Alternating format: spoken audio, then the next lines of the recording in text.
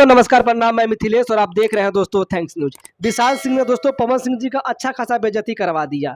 जब से social media पे महेश पांडे का वीडियो वायरल हुआ है तब से पवन सिंह जी का सोशल मीडिया पे थू थू हो रहा है।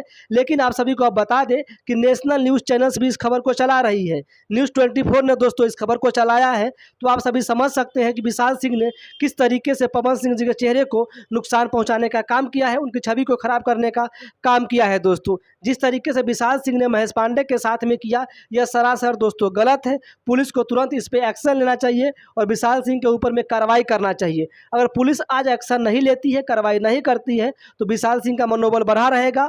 कल होकर के किसी यूट्यूबर को, किसी पत्रकार को ये लोग ऐसे ही साजिश के तहत फंसाएगा, जो इनके विरोध बोलेगा उनको फंसाएगा, बंद कमरे में ला करके उसका कपड़ा उतार करके वीडियो बनाएगा, ब्लैकमेल करने का ये लोग फिर से काम करेगा, क्योंकि इनके अंदर में डर होगा ही नहीं। हमारे देश में कोर्ट है, कचहरी है, कानून है, पुलिस है, प्रशासन है।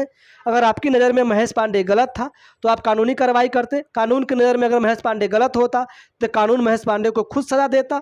ये क्या मतलब बनता है कि आप किसी को साजिश के तहत फंसा करके बंद कमरे में ले जा करके उसका कपड़ा उतार करके वीडियो बनाइएगा, सोशल मीडिया पे अपलोड कर दीजिएगा, ब्लैकमेल कीजिएगा।